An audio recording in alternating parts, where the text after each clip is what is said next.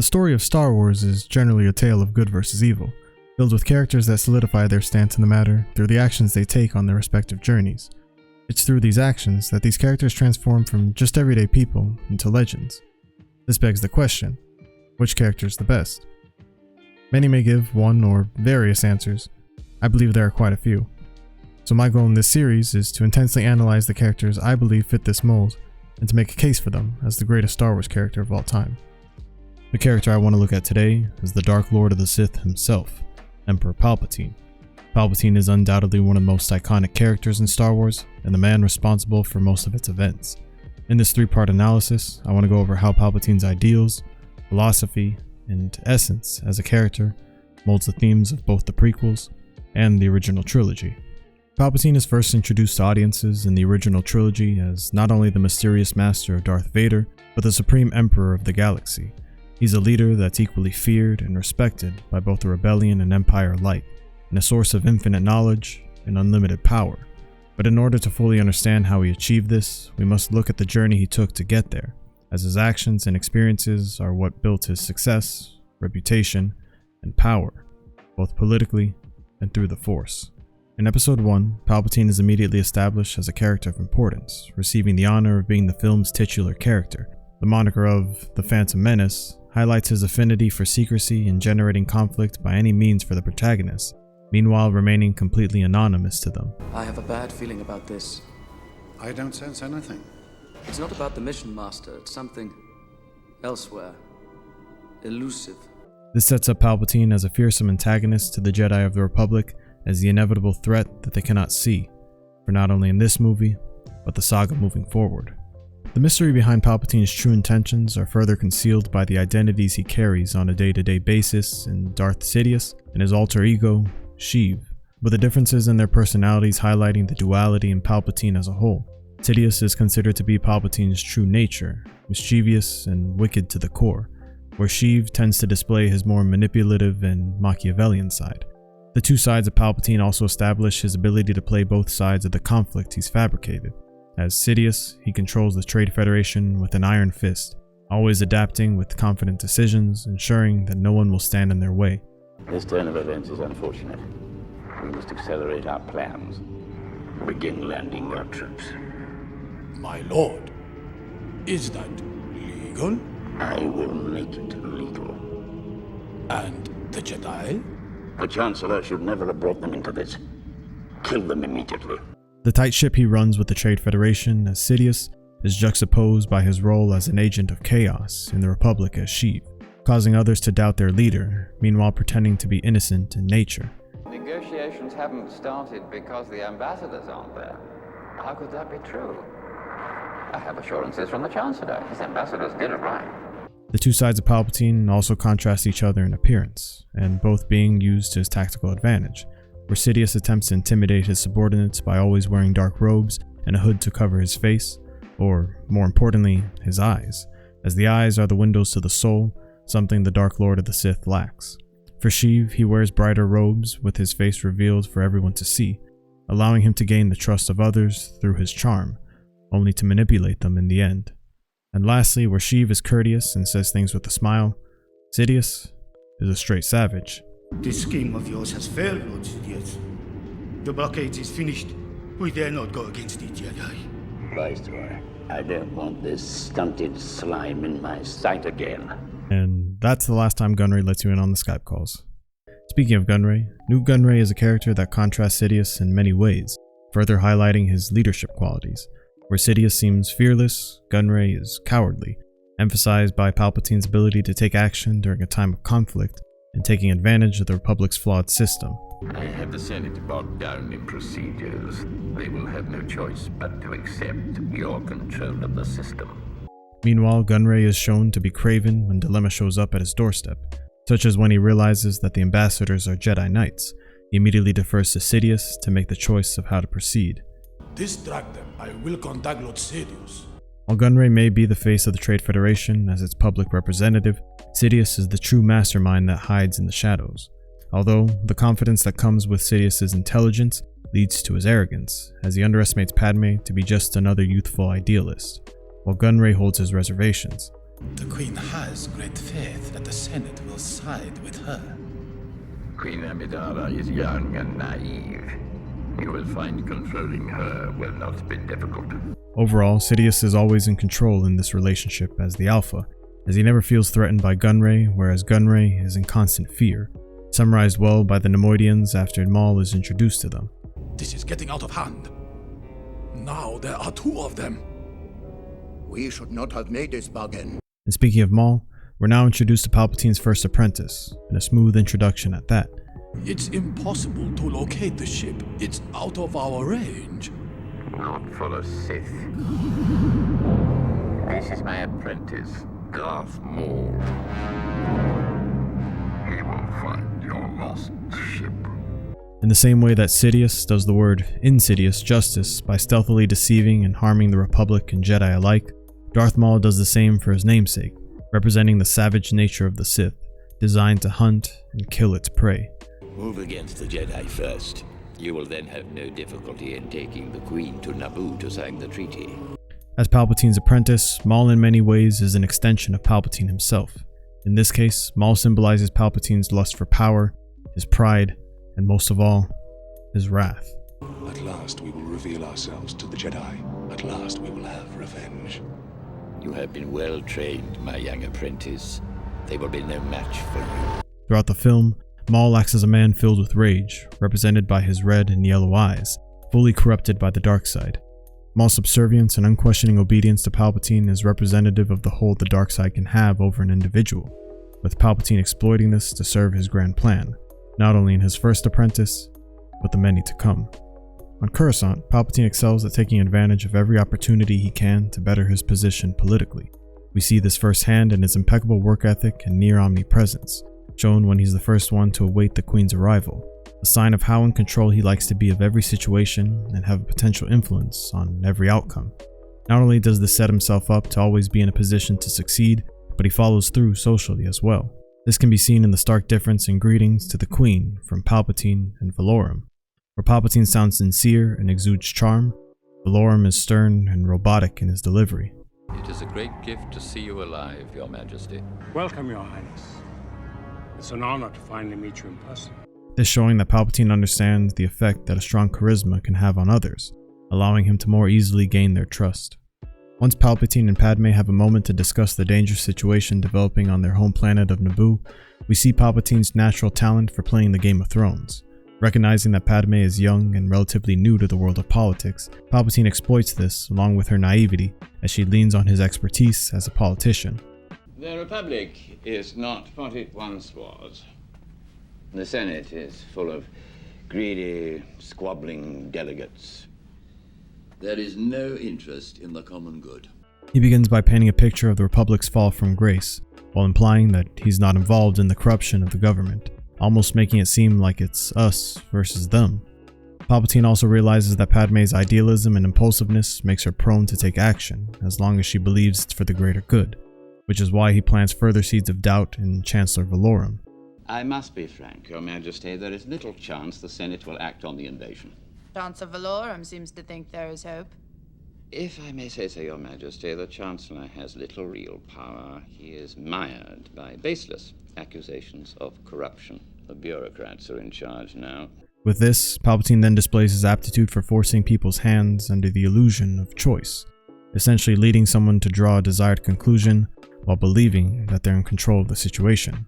For Padme, he gives her 3 options. Option A being to submit a plea to the courts, but as Padme states, The courts take even longer to decide things than the Senate. Our people are dying, Senator. We must do something quickly to stop the Federation. Then he presents her with an even less attractive choice in option B. To be realistic, Your Majesty, I think we're going to have to accept Federation control for the time being.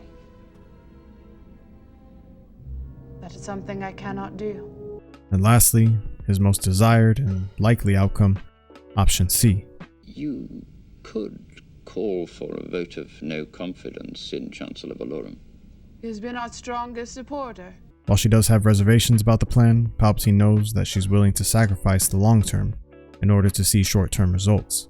Allowing Palpatine to make the most out of the situation, and create an opening for a seat of greater power in the Republic. Although Palpatine has positioned himself well to dethrone Valorum, he leaves nothing to chance, influencing Padme's decision by pressuring her and playing into her fears. Enter the bureaucrats, the true rulers of the Republic, and on the payroll of the Trade Federation, I might add. This is where Chancellor Valorum's strength will disappear. At the end of the day, Palpatine recognizes that Padme craves action, so he convinces her that she's at the point of no return, only for her to do exactly what he wants. I will not defer. I've come before you to resolve this attack on our sovereignty now. Palpatine's unmatched leverage over others stems from his ability to psychologically understand what they desire. Once he knows what they want, he simply aligns their goals with his, and the rest is all according to plan. If this body is not capable of action, I suggest new leadership is needed. I move for a vote of no confidence in Chancellor Valorum's leadership. And for the icing on Palpatine's manipulation cake, he positively reinforces the action by assuring her that she's made the right choice. Now they will elect a new Chancellor. A strong Chancellor. One who will not let our tragedy continue. And so, Palpatine reaps the rewards of his Machiavellian maneuver, being nominated for Valorum's position without taking any of the blame for his unseating. A surprise, to be sure, but a welcome one. Your Majesty, if I am elected, I promise to put an end to corruption. With Palpatine lying through his teeth, it becomes hard for him to contain himself, as from this point on, it's almost too easy for him, as his reign is inevitable. I feel confident our situation will create a strong sympathy vote for us. I will be Chancellor. Being from Naboo, Palpatine has fabricated an entire invasion on his home planet, all for the sake of securing more votes in his favor. This purposeful attention to detail in his decision-making just reminds us that he's playing chess, and everyone else, checkers. This degree of control over everyone's actions, however, leaves him susceptible to being surprised when others don't follow the plan. As in a rare occurrence, Palpatine is thrown off guard. I've decided to go back to Naboo. Go back? But Your Majesty, be realistic, they'll force you to sign the treaty. I will sign no treaty, Senator. My fate will be no different than that of our people. Palpatine's arrogance causes him to underestimate Padme and her undying spirit. It's also here that the stark differences between the two begin to show, where one fights for justice on the front lines, the other operates in corruption in the shadows. And because of this, they go from seeing each other as political allies to rivals.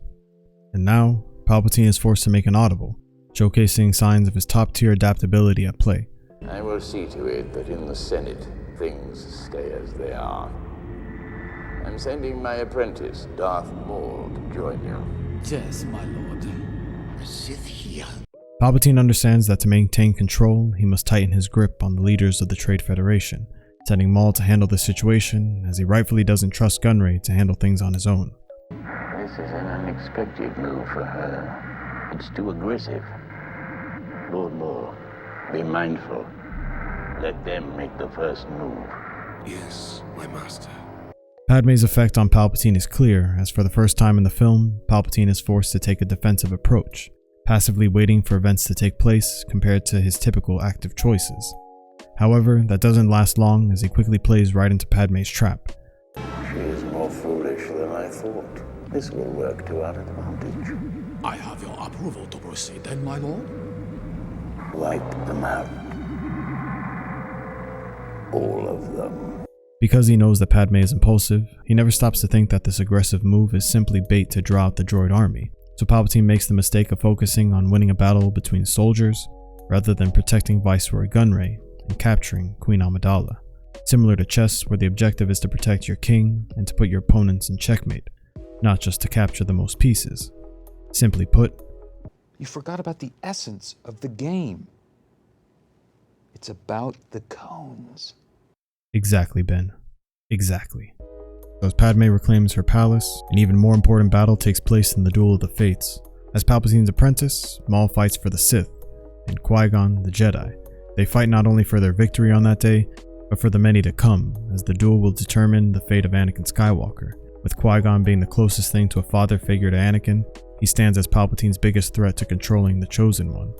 So Qui-Gon's elimination would allow Palpatine to fill the void in Anakin's life and begin his descent to darkness. We will watch your career with great interest. Not only that, but Qui-Gon is considered to be the last true Jedi of the Republic era, one that adheres to the will of the Force rather than the Code. So it's in Palpatine's best interest that Maul adheres to his training and defeats the Jedi Master. Fortunately for Palpatine, Maul does this, but because he learned everything from his master, he also acquired Palpatine's hubris, which causes his downfall and foreshadows Palpatine's similar demise. In this film, not only does Palpatine outplay the politicians, but the Jedi as well. While Palpatine has been hard at work to restore the Sith to what it once was, the Jedi have become dogmatic and arrogant during this time of peace, leading to their blind ways, unable to see the signs even when it's shoved in their faces. The Sith have been extinct for a millennium. I do not believe the Sith could have returned without us knowing. Ah, hard to see the dark side is. This way of thinking by the Jedi, contrasted by Palpatine's meticulous effort to constantly improve not only his prowess in the Force, but his political standings as well, leaves him primed to knock down the Jedi and expose their Achilles heel, their inability to change. So although the Trade Federation has lost and his apprentice slain, because Palpatine played both sides, he remains the victor, in a prime position as the Supreme Chancellor of the Republic, with Gunray taking the fall, Qui-Gon killed, and the Chosen One well within his grasp. Together, we shall bring peace and prosperity to the Republic. Palpatine's biggest threat now remains his political adversary in Padme, as the Jedi pose no real threat to him as they remain clueless to his true identity and intentions. But which was destroyed? The Master or the Apprentice? With Palpatine's early plans set in motion, he proves that all roads will lead to victory. At the start of Episode 2, tension has risen in the galaxy as war is on the horizon, with Palpatine the root cause of it all. His new apprentice Count Dooku leads the Separatist movement, forcing the Senate to make a quick decision on the Military Creation Act. I don't know how much longer I can hold off the vote, my friends. More and more star systems are joining the Separatists. While Palpatine feigns having limited control of the situation, we're then quickly reminded that Palpatine is a master at saying exactly what others want to hear. I will not let this republic that has stood for 1,000 years be split in two. My negotiations will not fail. This, like many other claims he makes, is a complete lie. Or is it? While on one hand his negotiations do fail, as the Separatists do end up breaking away from the Republic, on the other, both factions fight for the same leader and one singular cause, Palpatine's cause.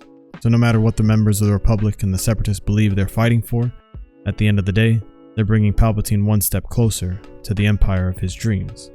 Not only is Palpatine willing to manufacture an entire war to achieve this, but he's willing to challenge the Jedi and their ideals in the process, making warriors out of monks. You must realize there aren't enough Jedi to protect the Republic. We're keepers of the peace, not soldiers.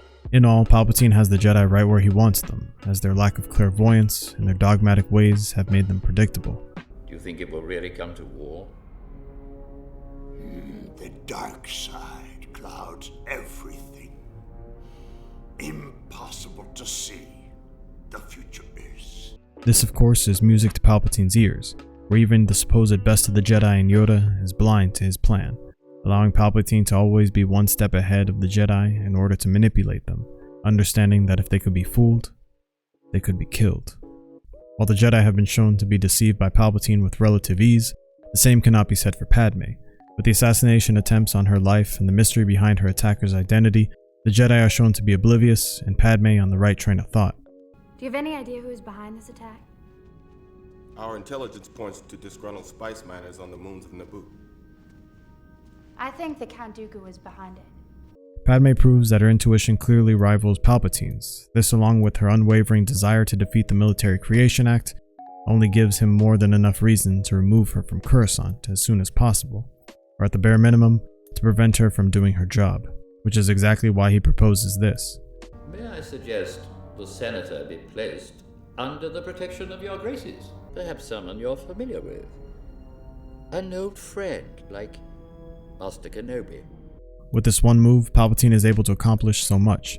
As with the Jedi's constant presence, they will undoubtedly disrupt Padme's ability to work. As well, this reaffirms how quickly the Jedi will place their lives at risk for politics. And lastly, where Obi-Wan goes, Anakin will follow, reuniting the Chosen One with someone he clearly had strong feelings for. Just being around her again is intoxicating. And on the subject of Anakin, We see in his conversation with Palpatine the unique relationship that they've built. And so, they've finally given you an assignment. Your patience has paid off. Your guidance more than my patience. It's clear that Anakin views Palpatine as a mentor and thinks highly of him, even as a father figure. This contrasted by his comments about Obi-Wan as a teacher. Master Obi-Wan manages not to see it. I'm really ahead of him.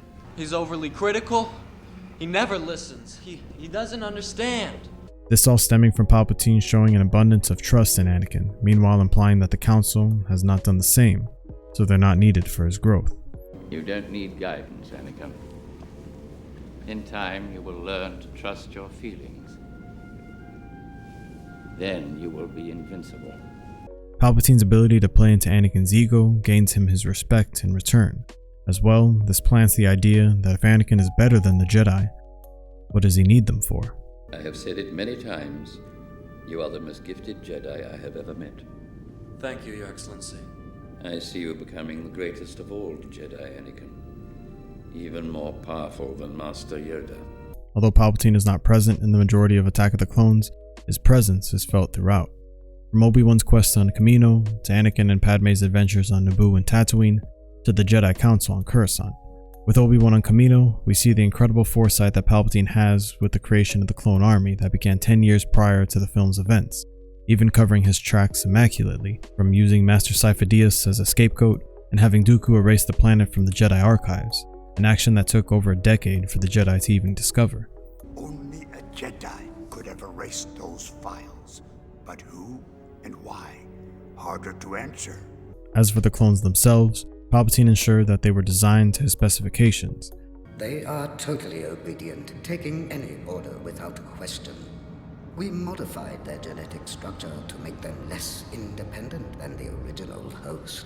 This, of course, would be perfect for Palpatine, as when the time would come, they would be willing to execute Order 66 without hesitation. Also, the fact that they were engineered this way is representative of how Palpatine wishes to control the people of the Republic, only viewing them as a number that will be enslaved to his rule, and disposed of when their purpose is complete. A reminder that everyone is just a pawn fighting his battles. In Anakin's story, we see how his thought process and decision making is affected by Palpatine's advice to trust his feelings, as it's definitely more appealing than Obi-Wan's commands. Anakin, don't do anything without first consulting either myself or the Council. Yes, Master. With this in mind, Anakin chooses to allow his feelings for Padme to grow, as his compassion is a great strength of his. But unfortunately, he builds an attachment to her that could be used against him. The consequences of forming an attachment are seen firsthand when he fears that his mother is in danger.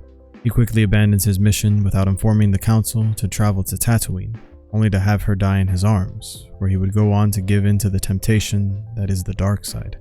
All being a good sign for Palpatine, as not only is his prodigy willing to do the unthinkable, but his actions could be controlled through the fear he has of losing those that he loves. Also to note, when Anakin jokes about how the government should be more like a dictatorship, not only do we see shades of how he actually feels. The trouble is that people don't always agree. Well, then they should be made to. But when describing the ideal ruler, he more than likely had Palpatine in mind. By whom? Who's gonna make them? I don't know. Someone. You? Of course not me. But someone. Someone wise. This showing that Anakin follows Palpatine's Machiavellian line of thinking, where the ends justify the means. Sounds an awful lot like a dictatorship to me. Well, if it works. On Coruscant, Yoda and Mace are reminded of how Palpatine is always miles ahead of them. Blind we are. If creation of this clone army we could not see. Time and time again, Palpatine proves how deeply flawed the Jedi are, to the point that they even admit that he has their number. Only the Dark Lord of the Sith knows of our weakness. If informed the Senate is, multiply, our adversaries will. Unfortunately for Yoda and the Jedi, the Dark Lord and the Sith are one and the same, further foreshadowing their inevitable demise. As for the political landscape, Palpatine takes full advantage of Padme's absence as an opportunity to gain power. When Obi-Wan delivers information of the Separatist plans for war, the Senate is set into a panic mode.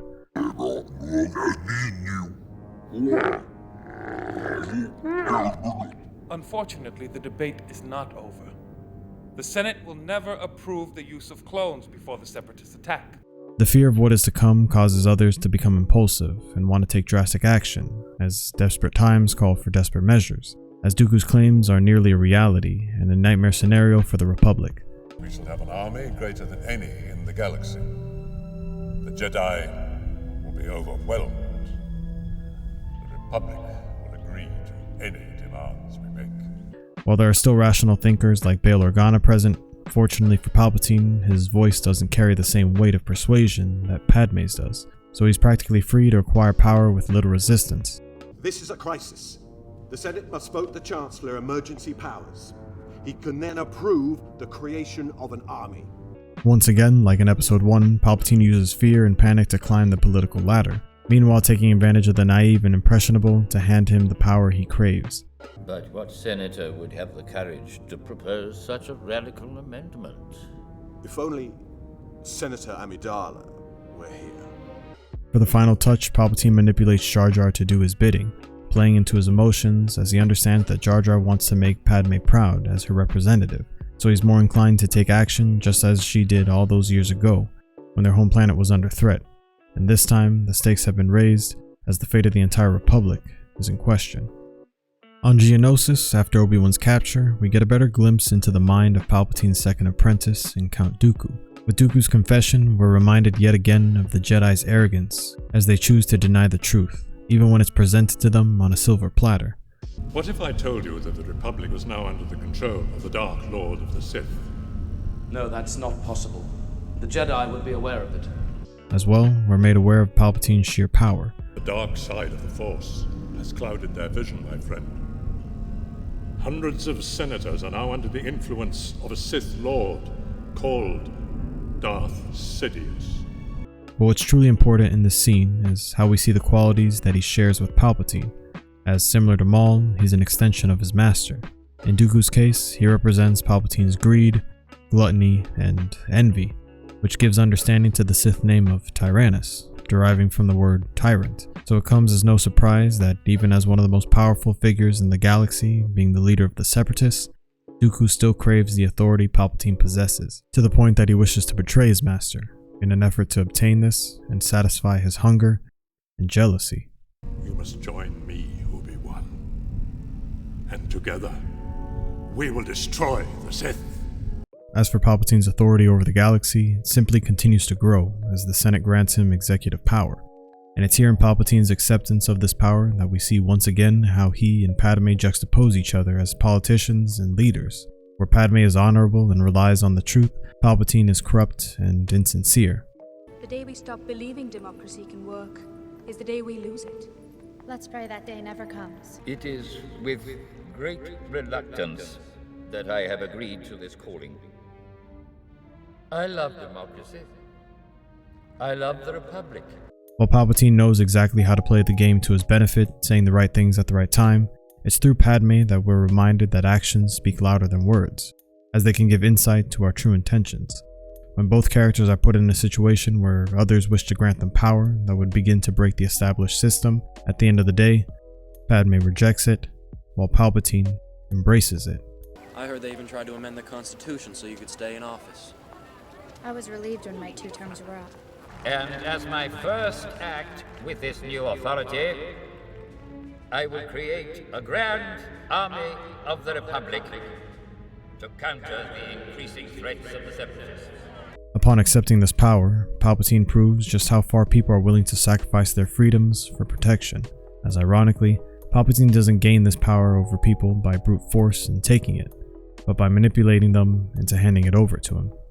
And with this executive power, Palpatine embraces the chaos that comes with it, as he uses the clone army to kickstart the war he's been manufacturing for over a decade. And it's through the Battle of Geonosis that we see how Palpatine's ascension comes at the expense of others. As in war, some lose their ideals and choose violence over peace. Others lose loved ones. In the end, both sides are affected all the same. So Palpatine chooses to benefit from the conflict and uses it as a stepping stone for his true goals. And in the final scenes of the film, we see the pieces of the puzzle all coming together, as through his hard work and dedication, he's put himself in a position to succeed, both in the long term with the creation of the initial blueprints to the Death Star, and in the short term with the start of the Clone Wars. The shroud of the dark side has fallen. Begun. The Clone War has. It's clear that for the heroes, what should be a celebrated victory is an ominous sign of things to come. So for Palpatine, the future couldn't look any more promising. I have good news for you, my lord. The war has begun. Excellent. Everything is going as planned. Once again, to the victor go the spoils, as Palpatine reaps the rewards of his master plan. As he looks down at his army, the sun sets on what was once the Republic of old, representing its fall and the rise of the Empire. And in the final shots, we see Anakin heed the advice of Palpatine, trusting his feelings by marrying his love. For Palpatine, this act is arguably his greatest win yet, as now he has a means to control the Chosen One himself. So with this power, one can only imagine what the Puppet Master has planned next.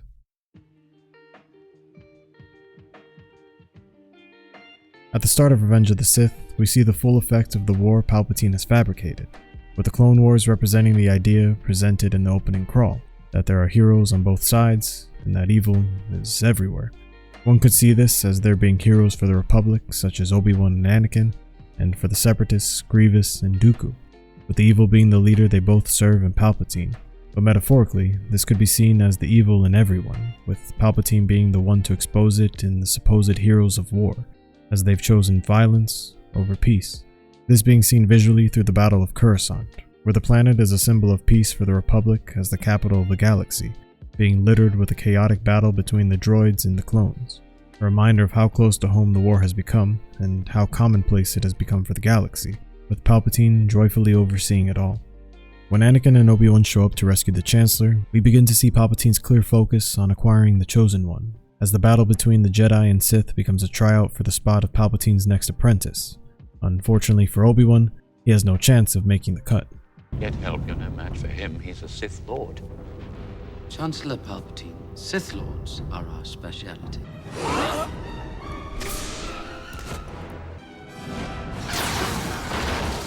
Well, there's always next year. So as Dooku and Anakin's duel comes to a conclusion, Anakin proves his worth to the Dark Lord, showing that he has the potential for greater power, an attribute a Sith Master always seeks in their apprentice, as the Sith way, or the rule of two, requires one to embody power and the other to crave it. This idea is similar to the survival of the fittest, which is why Palpatine is willing to dispose of his apprentice in Dooku, as he no longer has any value, having already served his purpose. Good, Anakin, good. Kill him. Kill him now. Do it. Not only does Anakin pass Palpatine's trial of strength, but more importantly, of giving into temptation, as once down the dark path, forever will it dominate your destiny. You did well, Anakin. He was too dangerous to be kept alive. I shouldn't have done that. It's not the Jedi way.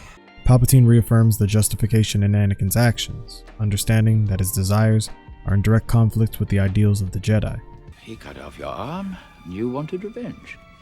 It wasn't the first time, Anakin. Remember what you told me about your mother and the Sand people? Not only does Palpatine once again justify the execution, but this gives us insight into the growing relationship that the two share, as Palpatine has truly become a father figure to Anakin, as he opened up to him about an event that he never even shared with his brother and Obi-Wan. Leave him, or we'll never make it. His fate will be the same as ours. While Anakin may still not share everything with Obi-Wan, as he does with Palpatine, his care for Obi-Wan still proves to be too strong for Palpatine's full control over him just yet. When they return from the Battle of Coruscant, we see the effect of Palpatine's influence over the Jedi Council, as they use all their resources to end the ongoing war. And I assure you, the Senate will vote to continue the war as long as Grievous is alive. Then the Jedi Council will make finding Grievous our highest priority. Of course, this is all by Palpatine's design, using the strategy of divide and conquer, as the Jedi continue to spread themselves thin across the galaxy, and in their fragmented state, they will be easier to defeat. It's because of the Jedi's predictability that Palpatine is confident with how the war will end, which is why he preemptively moves the Separatist leaders to Mustafar, where they could be dealt with when the time was right. Most importantly, with Anakin's recent actions, he still remains the cornerstone of Palpatine's plan, which is why he embraces Dooku's death. His death was a necessary loss. Soon I will have a new apprentice, one far younger powerful. With Anakin being the focal point of his strategy, Palpatine begins to lay the seeds of doubt in Anakin of the Jedi Council, doing this by showing that he's placed an immense amount of faith in Anakin, knowing that the Council has never done the same. I hope you trust me, Anakin. Of course. I need your help, son. With the way he presents the topic to Anakin, it's clear that Palpatine understands the importance emotion has on our actions, as he uses a term of endearment to play into Anakin's own feelings. This then emphasizing the gesture of trust Palpatine offers Anakin. I'm appointing you to be my personal representative on the Jedi Council. Me, a master.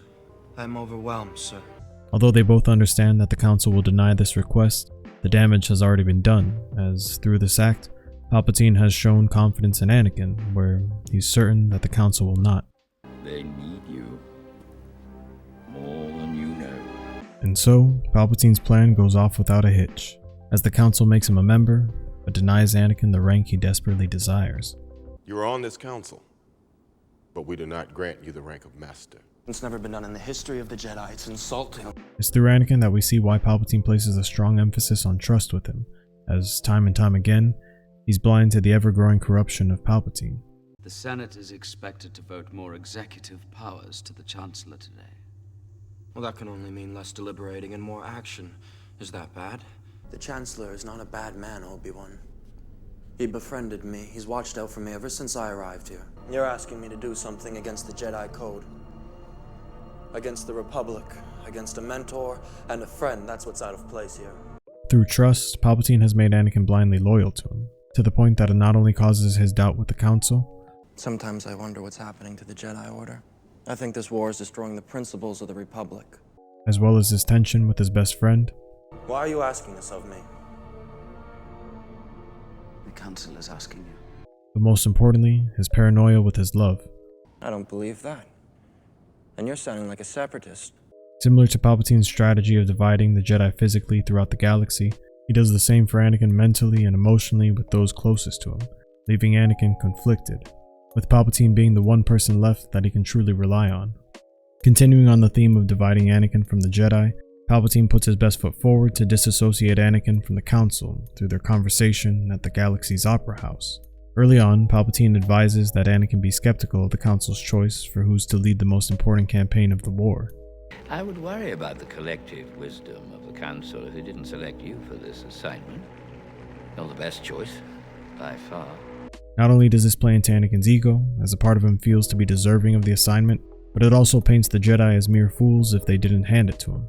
One thing to note in the conversation is how Palpatine always refers to the Jedi and the Council as a separate entity from Anakin, even though he's an established member, this subtly detaching Anakin from them, as it would encourage him to trust his own judgment and make decisions on his own accord, and not the Council's. You know I'm not able to rely on the Jedi Council.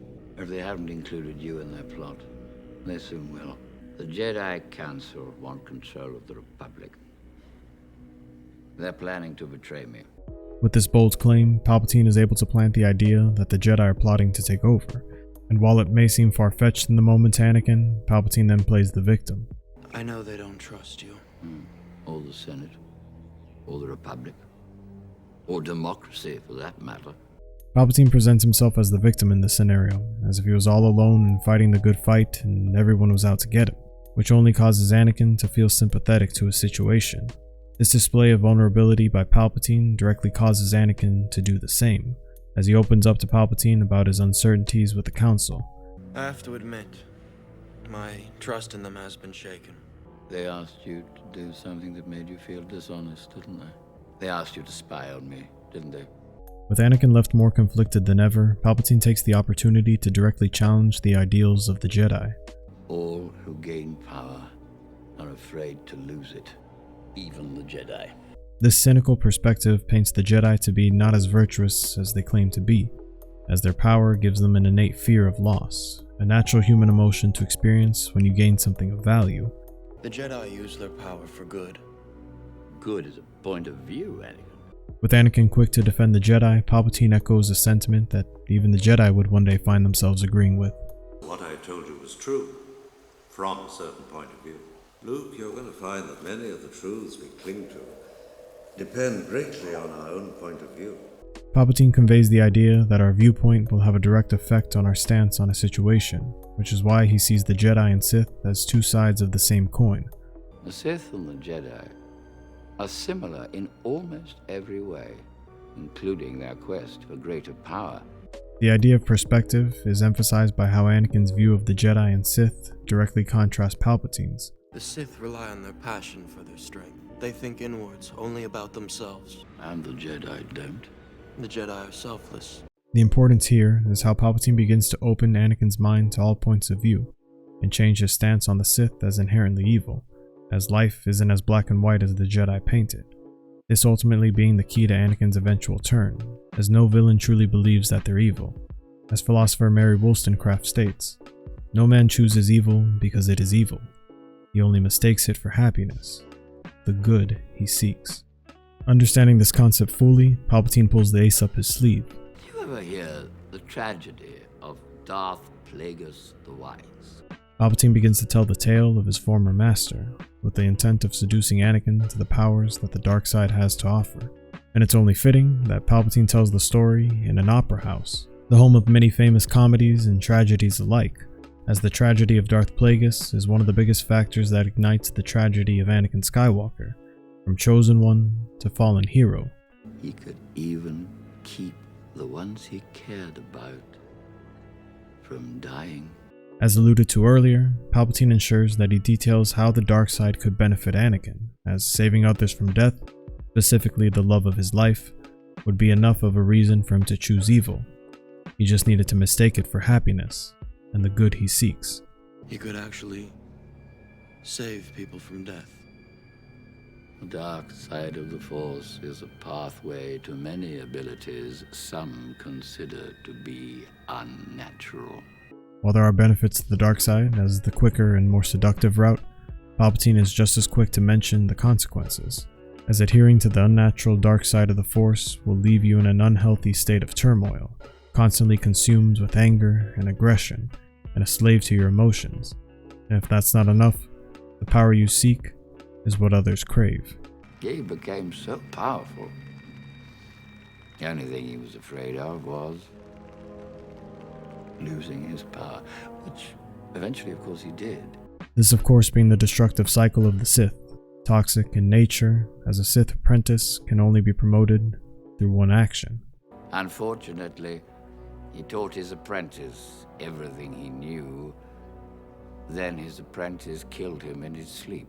While this test of survival of the fittest may be barbaric in nature, Palpatine's immense pride means he relishes in any opportunity to prove just how strong he is, as he reminisces the moment he betrayed his master in cold blood, almost fondly. It's ironic. He could save others from death, but not himself. While submitting yourself to the dark side is a dangerous game, Palpatine still accomplishes his mission of manipulating Anakin and piquing his interest. And when he expresses this interest, Palpatine makes it clear that only one path will lead him to what he desires. Is it possible to learn this power? Not from a Jedi. With Anakin now curious about utilizing the dark side, Palpatine must allow the final pieces to fall in place before his big reveal. With the Clone Wars lasting as long as he is allowed it to, Palpatine has managed to divide the Jedi Council both physically and mentally from each other, as key members such as Yoda are spread throughout the galaxy, and trust is lost within the Council towards Anakin.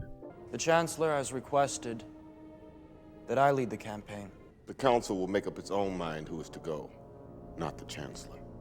So when the Council chooses Obi-Wan to lead the mission that would eventually end the war, Anakin is left more alone and conflicted than ever.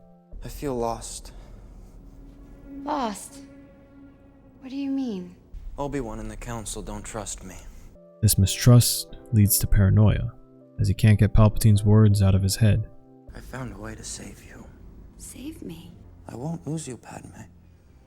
I'm not gonna die in childbirth, Annie. I promise you. No, I promise you. Palpatine has once again put himself in a great position, with Anakin veering closer to detaching himself from the Jedi entirely, and with the Council now just beginning to catch on. I sense a plot to destroy the Jedi. The dark side of the Force surrounds the Chancellor. Palpatine has everyone where he wants them. All he must do now is wait for his future apprentice to seek his guidance. So the perfect opportunity presents itself when Anakin informs Palpatine of Obi-Wan's mission to end the war, and Palpatine sees that it's clear that Anakin's frustrations are at an all-time high. It's upsetting to me to see that the Council doesn't seem to fully appreciate your talents. Don't you wonder why they won't make you a Jedi Master? Palpatine again plays into Anakin's mistrust of the Council, only fueling his suspicion with more doubt. More and more, I get the feeling that I'm being excluded from the Council. I know there are things about the Force that they're not telling me. Ironically, where Anakin believes that the Jedi have been lying to him, Palpatine has actually been the one withholding information. A reminder that our presumptions about others stems from our level of trust in them, an attribute that Palpatine has flawlessly gained from Anakin by always showing him compassion, a trait the Jedi of the Republic era severely lack. They don't trust you, Anakin. They see your future. They know your power will be too strong to control. Palpatine, of course, implies that the Jedi are almost jealous of his power, with the goal of holding him back, so naturally, Palpatine offers him a solution. Let me help you to know the subtleties of the Force. How do you know the ways of the Force? My mentor taught me everything about the Force, even the nature of the dark side. Anakin, of course, is hesitant to Palpatine's offer, as he has a predisposed opinion of the dark side, so Palpatine presents it in a way that would be more palatable to Anakin's taste. If one is to understand the great mystery, one must study all its aspects, not just the dogmatic, narrow view of the Jedi. Once again, perspective is everything, as Palpatine sees the dark side as knowledge that could be used to enhance his overall development as a warrior and a leader.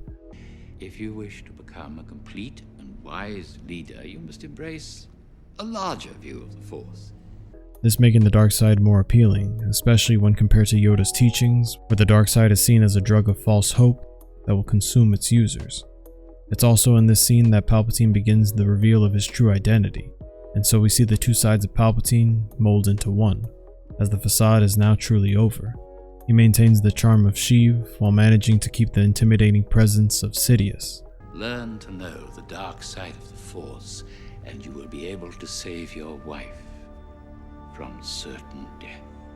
Palpatine's evil smirk says it all, as he's in Anakin's head both literally and figuratively, as he presents Anakin with an ultimatum disguised as a choice, exploiting Anakin's forbidden attachment and, more importantly, using his fear of loss to control his actions, a concept that Yoda warned him about earlier in the film. The fear of loss is a path to the dark side. When Anakin shows further resistance, Palpatine plays the caring father trying to help his son through a hard time. What did you say? Use my knowledge, I beg you. Don't continue to be a pawn of the Jedi Council. And as a father would, Palpatine attempts to encourage Anakin to strive for greatness by reminding him of his potential, feigning genuine care for his well-being, and painting the dark side as almost virtuous in nature. Ever since I've known you, you've been searching for a life greater than that of an ordinary Jedi. A life of significance, of conscience. But of course, the prodigal son is fueled with hatred from learning the truth about a surrogate father, disappointed by the reality of his hero. Conversely, the father is satisfied by his pupil's reaction, relishing in every second of it, as Anakin's rage proves that he's the worthy successor that Palpatine has always dreamed of. Are you going to kill me? I would certainly like to. I know you would. I can feel your anger. It gives you focus, makes you stronger. And while Anakin is at a crossroad, he still decides to give the Jedi one more chance. I'm going to turn you over to the Jedi Council. Of course, you should. But you're not sure of their intentions, are you? Once again, Palpatine alludes to the mistrust that the Jedi have built with Anakin, which is why he leaves him with words that show his direct faith in Anakin's ability to make the right choice, meanwhile reminding him of the good that he can accomplish for those that he cares about. You have great wisdom, Anakin. Know the power of the dark side. Power to save Padme. The importance here is that Palpatine gives Anakin the power to choose his destiny, whereas Mace and the Council regularly take that away from him. You must go, Master. No. If what you've told me is true, you will have gained my trust. But for now, remain here. And on the topic of Mace and the Council, This leads perfectly into the fateful night the Jedi attempted to arrest the Chancellor of the Republic. Are you threatening me, Master Jedi? The Senate will decide your fate. I am the Senate. Not yet. The conviction that Palpatine says this with shows how much he believes this to be true, having had the members of the Senate wrapped around his fingers for years, emphasizing his obsession to be in control over others and every scenario. So when the Jedi challenge this idea, Palpatine is almost insulted. It's treason, then. On the surface level, Palpatine now has rationale to fight back, but when you read between the lines, he couldn't be more pleased to give the Jedi this dance. And so, Palpatine fearlessly takes on 4 Jedi Masters, displaying his raw skill and power, quickly eliminating them one at a time, dividing and conquering his opponent to achieve victory. And it's only fitting that in this duel between the Jedi and the Senate, Palpatine saves Mace for last, as Mace is the man that most represents the Jedi of the Republic era, a stoic warrior that has become blinded by the Jedi Code. And it's also only appropriate that the battle takes place in the Chancellor's office, the location that Palpatine deceived the Jedi countless times.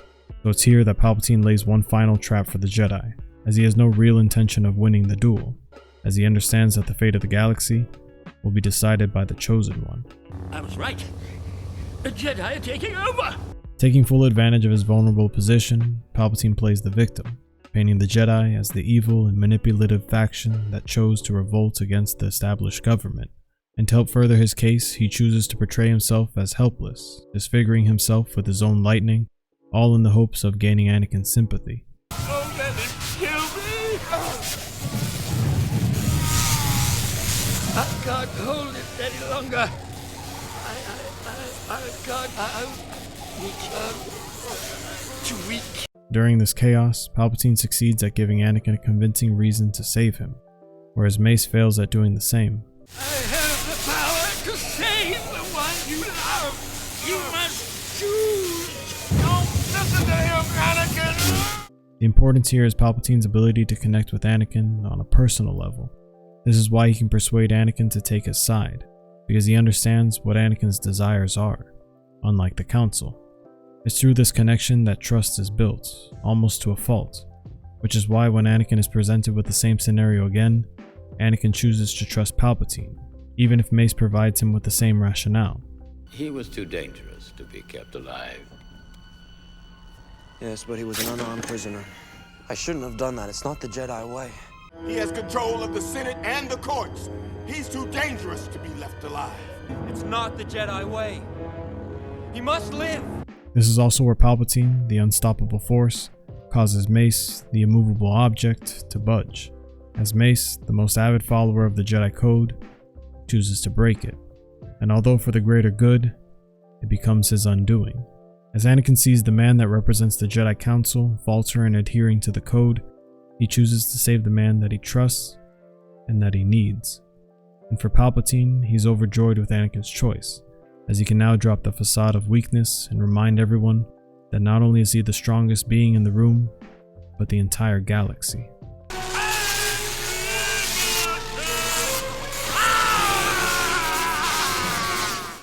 And as Mace falls, so does the Jedi Order, and now Palpatine can reap the rewards and crown his new apprentice. What have I done? You're fulfilling your destiny, Anakin. With Anakin still feeling a pull to the light, Palpatine ensures that his dark actions are given positive reinforcement, almost suggesting it was the will of the Force. And off the momentum of Anakin traveling down the dark path, Palpatine takes the opportunity to make him a deal he can't refuse. Become my apprentice. Learn to use the dark side of the Force. I will do whatever you ask. Just help me save Padme's life. I can't live without her. It's clear now that Palpatine is in full control of his puppet in Anakin, as Anakin is willing to throw away the life he once led in hopes of saving his wife. To cheat death is a power only one has achieved. And to make certain that Anakin will always blindly follow his words, he secures strings to his apprentice, in the form of an empty promise. But if we work together, I know we can discover the secret. And just like that, Palpatine has chained Anakin, similar to when he was a slave in his youth, only this time, he would be enslaved by his emotions, the dark side, and the Dark Lord himself. Henceforth, you shall be known as Darth Vader. Officially, Palpatine has corrupted the man that was once Anakin Skywalker and transformed him into Darth Vader. Rise. With Anakin now dead in Palpatine's eyes, it's fitting that he requests the new evil creation to rise from the ashes and to be born anew. And as Vader takes his first steps, Palpatine fully embraces the dark side as well.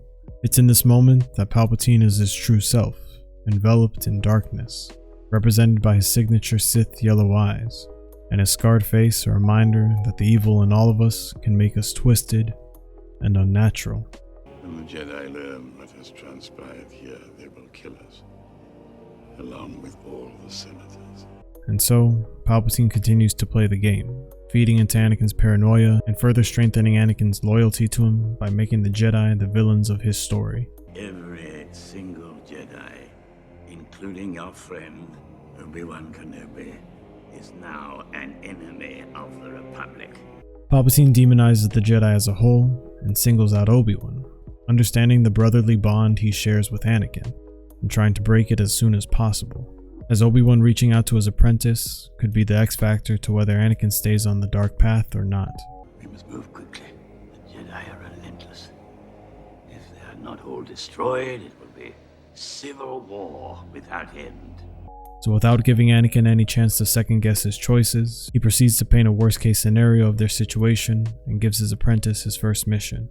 First, I want you to go to the Jedi Temple. We will catch them off balance. Do what must be done, Lord Vader. Do not hesitate, show no mercy. Unlike the Jedi, the Sith play by their own rules, and they live and die by them, as their strength gives them purpose. Only then will you be strong enough with the dark side to save Padme. Palpatine never forgets to bring things full circle, reminding Anakin of his personal investment in this situation, truly manipulating him to do his bidding, as Palpatine makes Anakin believe that his actions are for his own benefit, furthering the illusion of having his best interest at heart, when in reality, Palpatine is just giving Anakin a nudge, where he will then plunge into the dark side and become consumed by it, to the point that he will forget that he did those terrible things in the first place, and simply become an agent of chaos. As another great villain once said, "See, madness, as you know, is like gravity. All it takes is a little push." And in the madness, Palpatine is joyful, as he's in the final steps of his plan of eliminating the nuisance that is the Jedi, along with his ever-growing control over others. And while this may come at the price of corruption, genocide, and destruction, he maintains his Machiavellian mindset, as the ends justify the means. Once more, the Sith will rule the galaxy. And we shall have peace. And so begins the Great Jedi Purge, with Vader leading the siege of the Jedi Temple, and Palpatine taking care of the Jedi spread across the galaxy. Commander Turkey, the time has come. Execute Order 66. With one swift stroke, Palpatine almost entirely wipes out his natural enemy in the Jedi with Order 66, having them suffer the ultimate consequence, exposing them for their arrogance and naivety.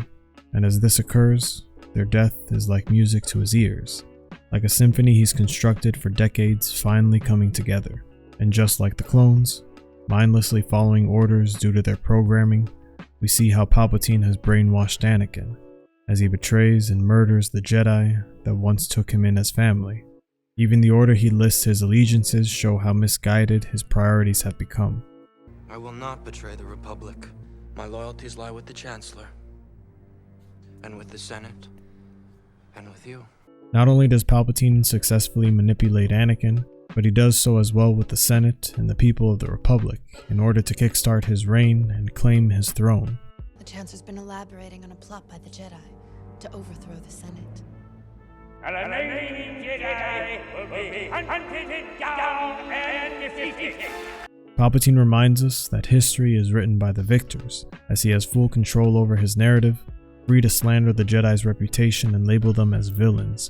And if that's not enough, he knows that a little bit of sympathy never hurt anybody. The attempt on my life has left me scarred and deformed. My resolve has never been stronger. Of course, he portrays himself as the hero of the people, one who's willing to be the strong leader that the galaxy needs in this desperate hour, one that will grant them the security that they desire. The Republic will be reorganized into the first galactic empire. As Palpatine makes this claim, it's fitting that we see the results of what happens to those that were given a similar promise. The war is over. Lord Sidious promised us peace. We only want... A reminder of what can happen when you sacrifice freedom for peace, as you no longer have control over your destiny, something Gunray and the Separatists learned far too late.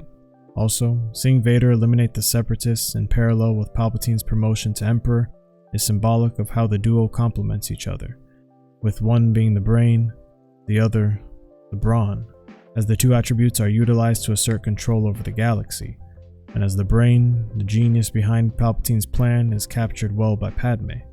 So this is how liberty dies, with thunderous applause. The irony in his claim to the throne is not that Palpatine simply took it, but he was given it by the people, as power resides where men believe it resides. So it didn't matter that he was stronger than everyone in that room combined.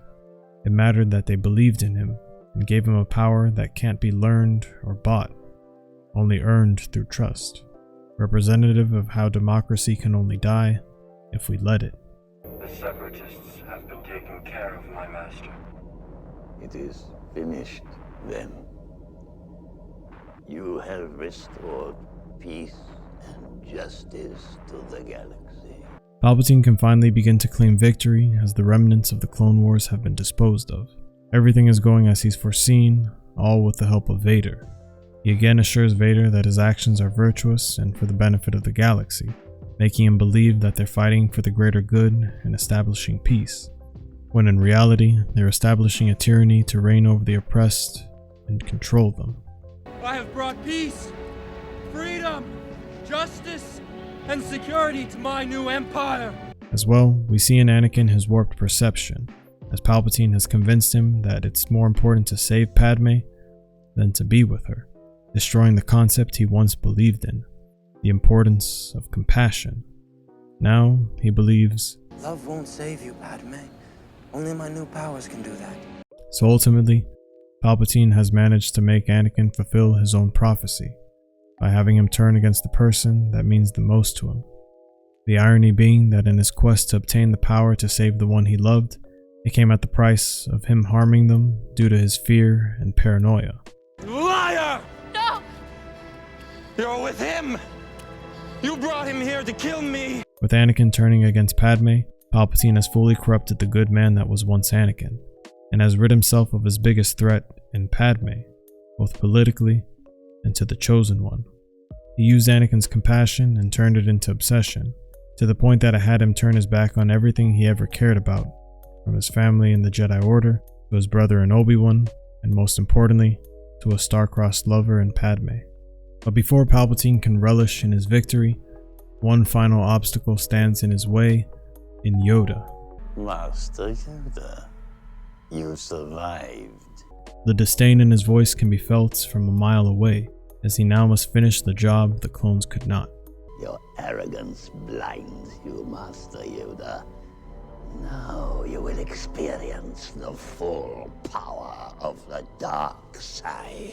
Palpatine here points out the Achilles heel of the Jedi, as their arrogance caused them to be unable to detect Sidious or his plan, so they went so long without a challenge or threat that they let their guard down, believing that they could overcome any obstacle that came their way when they should have been more vigilant, as Palpatine was. They became predictable as they followed a code rather than the will of the Force, making it easy for Palpatine to foresee their every move. I have waited a long time for this moment. After years of hiding in the shadows, there's a part of Palpatine that's elated to show Yoda just how powerful he is. At last, the Jedi are no more. And it wouldn't be Palpatine if he didn't at least get a little cocky. Not only that, but as an instigator, Palpatine loves to get under people's skin, feeding into their fears and insecurities, pointing out Yoda's failure not only as a teacher, but a leader of the Jedi Order. But with no intention of backing down, it's Yoda who plays the fearless one. If so powerful you are, why leave?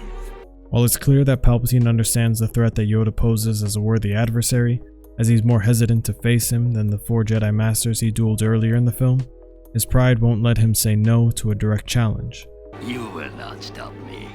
Darth Vader will become more powerful than either of us. So with Palpatine's confidence in himself and his apprentice through the roof, the two begin to duel for the fate of the galaxy, with the Masters of Good and Evil facing off in the Senate Auditorium, the very place that Palpatine amassed all his power, and this rise in power symbolized through the ascending central pod that they begin their duel on. And to showcase his sheer power, Palpatine begins to throw Senate pods at Yoda, representative of his undying control over the Senate itself. As the fight progresses, Palpatine shows why he's the very essence of the dark side as he uses the Force aggressively, always for attack. This concept being visually expressed through his Force lightning, an ability that shows mastery of the dark side as it can virtually only be used to harm others. But most notably, Palpatine has a face of pure glee throughout the fight, as he enjoys every second of the violence, juxtaposed by Yoda's more serious and focused demeanor. And as the duel comes to a close, the two combatants prove to be near equals in the Force as they reach a stalemate. And for Palpatine, this proves to be enough to achieve victory as Yoda must retreat, for the Jedi have fallen from grace, and the Sith achieve superiority over them. But even with this victory for Palpatine, the same could not be said for his apprentice. I sense Lord Vader is in danger. As history repeats itself, where once again, Palpatine's apprentice fails to defeat Obi-Wan due to their hubris, and now, Vader must live the rest of his life suffering the consequences of this flaw. When Palpatine arrives, Vader is still alive, holding on to life through his never-ending rage. Palpatine then looks upon his apprentice, seeing what has become of him, and it can almost be mistaken for a loving fatherly moment as he places his hand on his forehead. But in reality, he's more disappointed in him than anything, worried about how this affects him, as this greatly hinders the potential that Vader had to surpassing his master in terms of sheer power. So Palpatine looks to give his apprentice a second chance at life by any means, taking him to Coruscant, arriving in a thunderstorm, with the rain representing the last bit of Anakin and the Republic being washed away, and being reborn as Vader and the Empire. Reminiscent to the creation of Frankenstein's monster, Palpatine has a shell of a man built in the form of Vader's iconic suit, stripping away the last pieces of humanity that were left of him. As Obi-Wan would say, "He's more machine now than man, twisted and evil." While Palpatine's magnum opus in Vader is being created, the Skywalker twins are born as well. As the offspring of Anakin, they represent the one thing Palpatine could never do: to love. So it's fitting that the symbol of the Empire in Vader is born out of Palpatine's greed and Vader's hatred. And at the same time, Luke and Leia are born out of Anakin and Padme's love and compassion. And if there was any semblance of Anakin left in the suit, it would be extinguished in one swift moment by Palpatine's words. Where is Padme? Is she safe? Is she all right? It seems in your anger, you killed her. And as Vader's wrath fills the room from hearing this unfortunate news, Palpatine is thrilled, as his greatest weapon in Vader will be subservient to him alone. And so, Revenge of the Sith ends on a high note for Palpatine, as the years of planning, scheming, and execution all paid off. For Palpatine, the galaxy is now his to control, symbolized with the creation of the Death Star, the ultimate technological construct that could be used to implement his philosophy of ruling by fear. But his real trophy is seen in the man standing next to him, as he transformed the hero of the Republic into something almost unrecognizable, into a tyrant of the Empire. It reminds us that one of Palpatine's greatest powers is his ability to seduce and corrupt others, bringing out the evil in the best of us. Palpatine managed to nearly wipe out the Jedi, claim their chosen one, and establish a dictatorship to control the galaxy, all the while appearing innocent to the people, emphasizing the idea that the greatest trick the devil ever pulled was convincing the world that he didn't exist. And this devil can now rest easy, as he can shape the world in his own image as he takes his throne as the king of manipulation.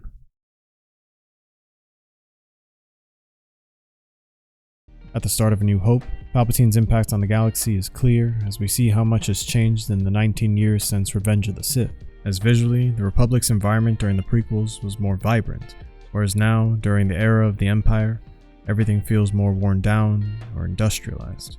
And while Palpatine may have been Emperor in these near 2 decades, only now is his total conquest truly complete, with finalization of the Death Star and the termination of the Old Republic. The Imperial Senate will no longer be of any concern to us.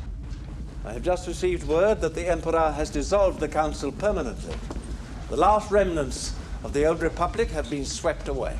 It's a reminder that Palpatine has unlimited patience and dedication to his cause and actions, and to help facilitate making his cause a reality is Grand Moff Tarkin. Tarkin truly embodies the ideals of the Empire, and through him we see Palpatine's philosophy shine. The regional governors now have direct control over their territories. Fear will keep the local systems in line. Fear of this battle station. Although unfortunately for Palpatine, the idea of rule by fear, coupled with the control of the Death Star, what some consider to be the ultimate power in the universe, only generates an overconfidence in Tarkin. Should I have your ship standing by? Evacuate? In our moment of triumph? I think you overestimate their chances. And once again, a devoted follower of Palpatine suffers the same fate of failure that stemmed from their hubris. So as the film ends, Palpatine's inevitable fate is foreshadowed, with the rebels exploiting a fatal weakness on the Death Star, and an Imperial leader's arrogance being their direct downfall. In The Empire Strikes Back, we're reminded that where Tarkin may have been Palpatine's systematic right-hand man, Vader is truly the Emperor's fist. Palpatine's ruthless nature is conveyed through Vader's rage as he hunts down the rebels that took down the Death Star, dead set on personally pursuing them across the galaxy from the desolate ice planet of Hoth to the far reaches of space in an asteroid field. The Emperor commands you to make contact with him. Move the ship out of the asteroid field so that we can send a clear transmission. And with Vader as the established fearsome villain, when even he shows unconditional obedience at the Emperor's commands, then the tone is set for the audience to fear the one man that Vader kneels to. What is thy bidding, my master? Even after all these years, Vader is still subservient to the dark side, and equally, his master. This simple question by Vader is a true display of Palpatine's eternal control over him, and an example of Yoda's cautionary words. If once you start down the dark path, forever will it dominate your destiny, consume you at will, as it did Obi-Wan's apprentice. Vader. And it's in Palpatine and Vader's conversation that we see firsthand the continued subtle manipulation that Palpatine uses on his apprentice. I have no doubt this boy is the offspring of Anakin Skywalker. As even when making this claim, Palpatine ensures to disassociate Vader from his former self, referring to Anakin in the third person, reinforcing the idea that the man in the suit was truly killed many years ago. Palpatine also refers to Luke as the offspring, rather than the son, in an attempt to show as little compassion as possible towards the boy, treating him as an object rather than as the blood of Vader, as Vader believed that his chance at being a father died along with his late wife in Padme. Palpatine even goes as far to label him as a threat, understanding the power that the son of the Chosen One could possess. He could destroy us. He's just a boy. Obi-Wan can no longer help him. It's here that we then begin to see the compassion of Anakin Skywalker begin to resurface, as he offers to spare his son's life. If he could be turned, he would become a powerful ally.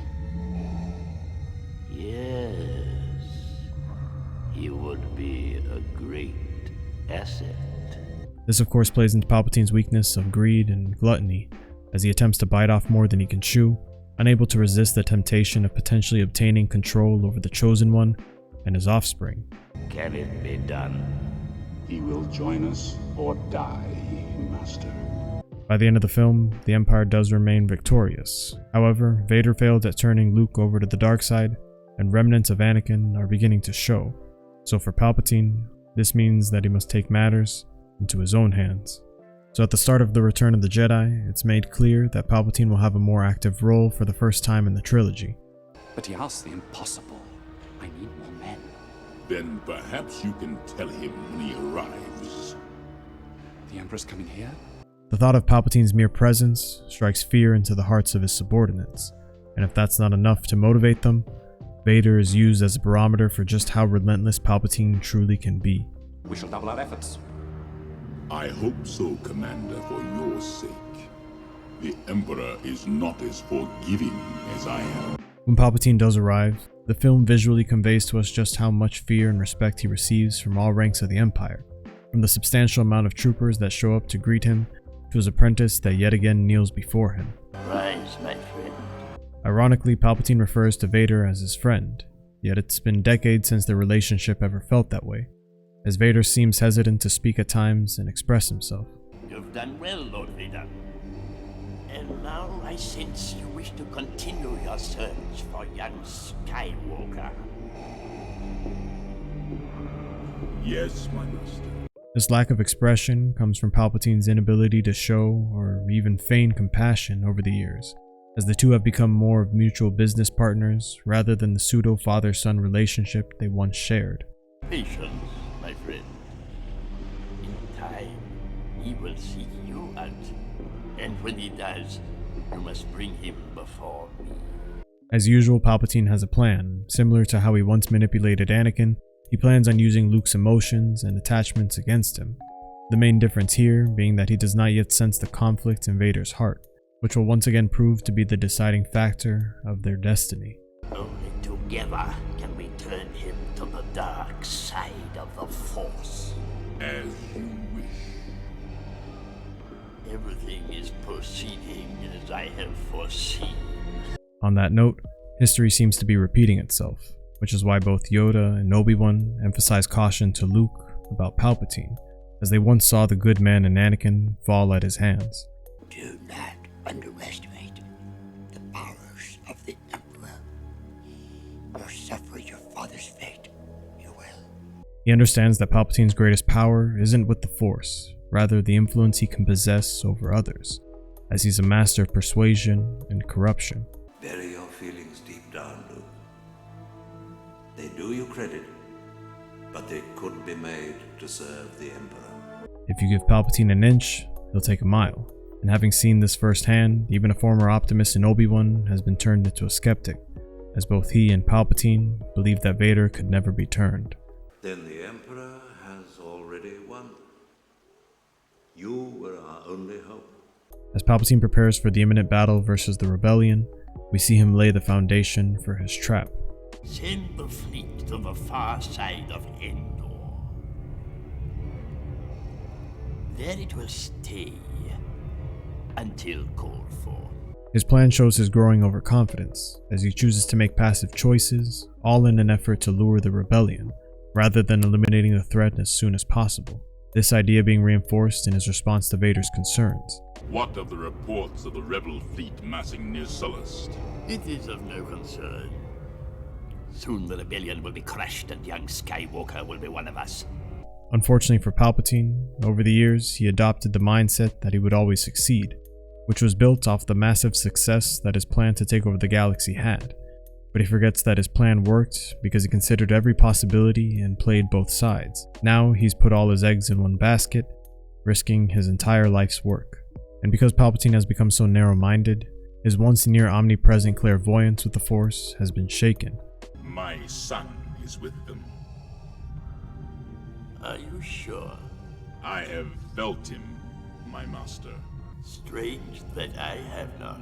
I wonder if your feelings on this matter are clear, Lord Vader. Of course, he rationalizes this as Vader being unfocused. However, Palpatine never stops to consider that he is the one who's lost a step. He will come to me. I have foreseen it. His compassion for you will be his undoing. He will come to you, and then you will bring him before me. Once again, Palpatine plans on using a Skywalker's compassion against himself. Although just as he's lost strides in his connection with the Force, Palpatine has lost the unbreakable bond he shared with Vader, as Vader now shares it with Luke. I know there is good in you. The Emperor hasn't driven it from you fully. I feel the good in you. The conflict. There is no conflict. With Palpatine only acknowledging the evil in his son, and Luke only seeing the good in his father, the two act as the devil and angel on Vader's shoulders, setting the stage once again for him to determine the fate of the galaxy. And so, the three convene for the first time in the Emperor's throne room. It's here that Palpatine's god complex is seen visually through the throne room itself. Sitting atop the tallest spire on the North Pole of the most powerful superweapon, Palpatine can then look down upon the galaxy he controls. And for those that dare to enter his lair, they must ascend to him, as his throne itself sits elevated relative to the singular entry point of the room. Welcome, young Skywalker. I have been expecting you. You no longer need those.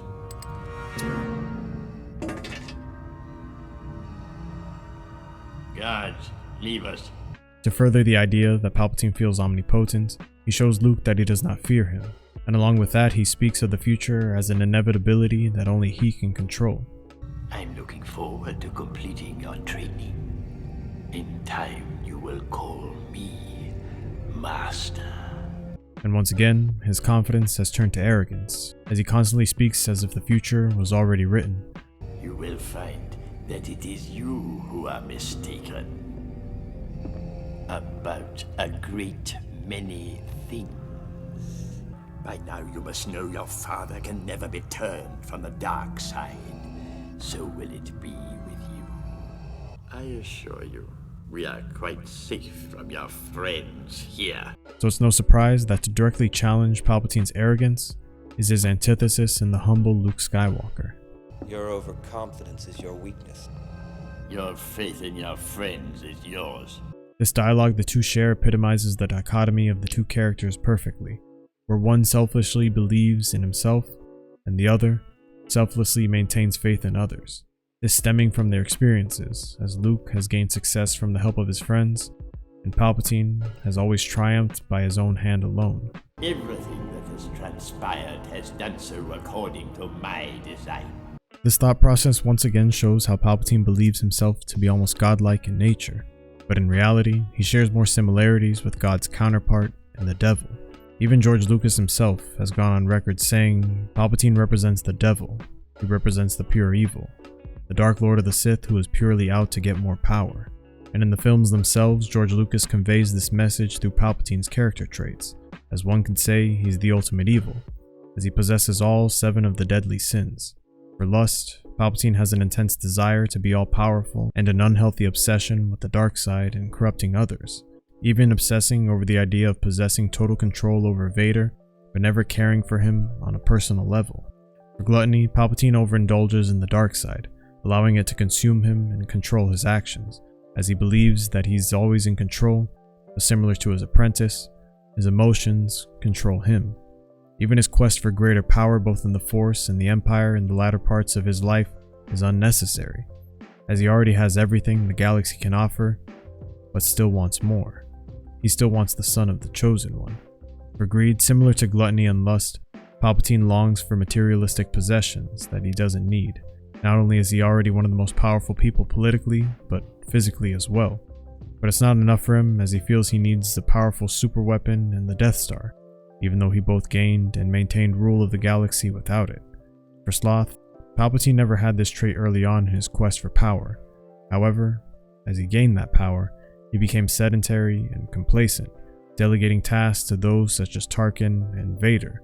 It wasn't until Return of the Jedi that he decided to take matters into his own hands, and even then, it was too late, as he seemed to have lost a step in his connection with Vader and the Force. For wrath, Palpatine believes that feelings of anger and hate are supreme, always instigating violence caused by others and himself. He seeks to exact revenge on the rebels and Jedi alike, fueled by his rage to eliminate them once and for all. For envy, it could be said that Palpatine was jealous of Anakin's unlimited potential, and more importantly, of the Jedi as a whole, as in his eyes they possessed the power he craved in the Chosen One, so he decided to take him for himself. And finally, pride, the sin that defines Palpatine the most, as he has such an overwhelming abundance of confidence in his mind and his abilities that it would prove to be his downfall.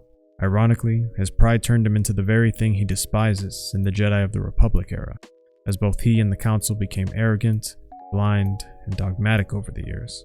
Pride could be seen as the root cause of all the other sins, as he believed that he was better than everyone else and wanted to prove it at all costs, corrupting the best of the Jedi along the way. Which brings us back to his attempt to seduce and corrupt the young Luke Skywalker, inching him closer to the dark side. Take your Jedi weapon. Use it. I am unarmed. Strike me down with it. Give in to your anger. With each passing moment, you make yourself more my servant. As he once did with Anakin, Palpatine now attempts to use Luke's emotions against himself, understanding that Luke has too much compassion for his friends to stand by and remain idle. It is unavoidable. It is your destiny. You, like your father, are now mine. As Luke burns with rage, Palpatine's final plan is beginning to come to fruition, as he's at the cusp of controlling Luke as he once did Vader. He pins Luke in a no-win scenario, to either do nothing and lose everything and everyone you fight for, or to fight and lose everything that you stand for. In the simplest terms, it's a trap! Not only has Palpatine fabricated a trap for Luke to succumb to the dark side, but for the Rebel fleet and those on the forest moon of Endor. I'm afraid the deflector shield will be quite operational when your friends arrive. Your fleet is lost, and your friends on the Endor moon will not survive. There is no escape, my young apprentice. And with these paralleling events, the rebellion seems all but finished, so Luke's emotions are at an all-time high, leaving Palpatine ready to give Luke just enough of a push to descend him into the madness. I can feel your anger. I am defenseless. Take your weapon. Strike me down with all of your hatred, and your journey towards the dark side will be complete. And so, like father like son, Luke takes the bait and embraces his anger, with Vader and Luke now fighting for the fate of the galaxy. And as the fight begins, Palpatine couldn't be more pleased with the results. Good. Use your aggressive feelings, boy. Let the hate flow through you. While Luke is hesitantly beginning to show signs of embracing the dark side, unfortunately for Palpatine, Vader shows signs of inner conflict. Your thoughts betray you, Father. I feel the good in you, the conflict. There is no conflict. So as his apprentice begins to slip, Palpatine embraces the idea of history repeating itself, where a young Skywalker is given the opportunity to dethrone his current apprentice. But when the duel of Anakin versus Dooku and Luke versus Vader truly start to mirror each other is when Vader suggests that Leia could be turned. If you will not turn to the dark side, then perhaps she will. This has Luke go over the edge, as he relentlessly uses the Force for attack rather than defense, to the point that he disarms his father and defeats him. Your hate has made you powerful. Now, fulfill your destiny and take your father's place at my side. With Palpatine's victory all but complete, the unexpected happens.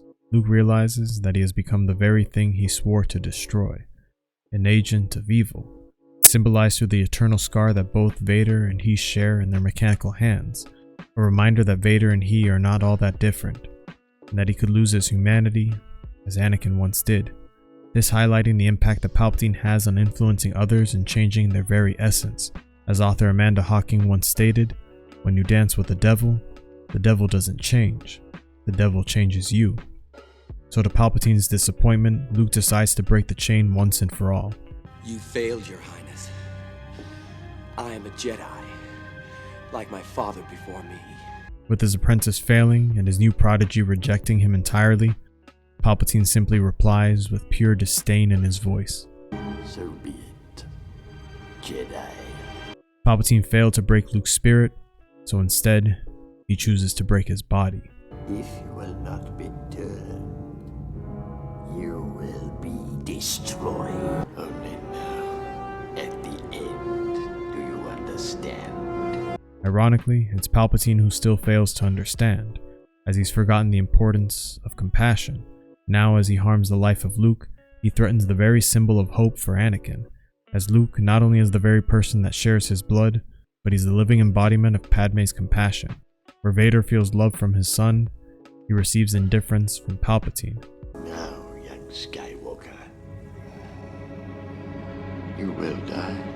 So in the same way Anakin chose Palpatine over Mace all those years ago to save someone he loved, he does the same again, this time choosing his son.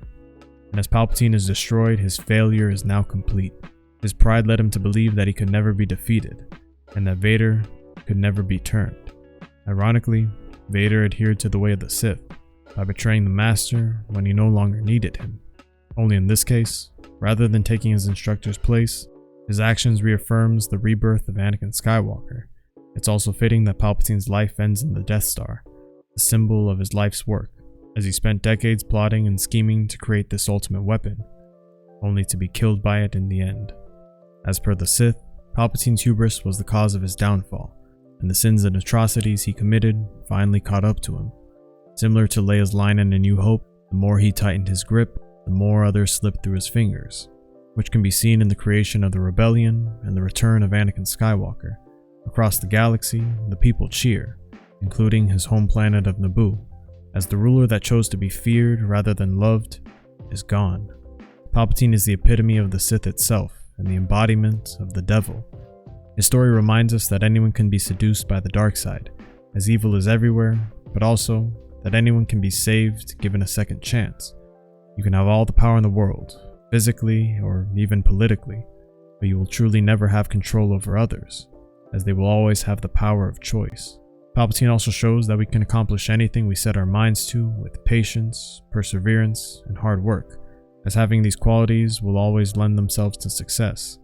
But most of all, Palpatine brings the fun into being a villain, as there's never a dull moment around him, as he uses his charm, intelligence, adaptability, and power to be a formidable antagonist to the many heroes of Star Wars, challenging them physically, mentally, and emotionally. A clear reminder that a hero is only as good as his villain. It's because of this, and so much more, that Palpatine has forever earned a special place in the hearts of audiences as the ultimate villain and the greatest Star Wars character of all time. Hey everyone, thanks for watching. I had a ton of fun making this video, so if you enjoyed it too, then I highly suggest liking the video. And if you want to see more like it, then definitely hit subscribe. And if you want to be notified when the next character analysis comes out, then hit the bell for notifications. Also, I want to give a shout out to my patrons. Your support means everything to me.